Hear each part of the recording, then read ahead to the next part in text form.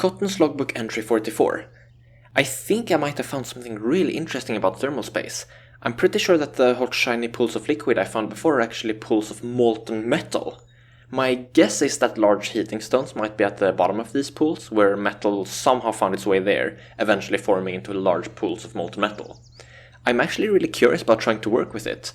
If not for these pools, I think this wouldn't really be realistic, as getting a setup to be able to melt metal would probably be really hard. But having giant pools of already molten metal makes it so that the only thing you have to worry about being casting the metal.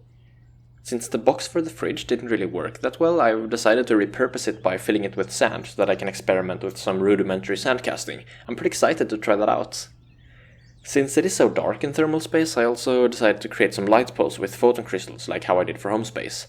Although here the ground is rock solid, so I had to make the poles into tripods so that they can balance upright instead of me having to drive the poles into the ground.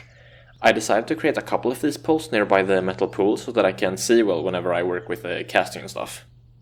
Lighting up the areas made the metal more clearly visible. It's a bit hard to tell, but its color seems pretty different from any metal I am familiar with, so it might be a metal that doesn't exist in Origin Space.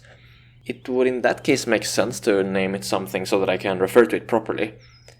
I am having difficulties coming up with a good name, so I think I'm just going to go with thermium. I don't know if there's some sort of convention when naming materials and stuff that I'm breaking or something, but at the very least I'm not naming it cottonium or something dumb like that.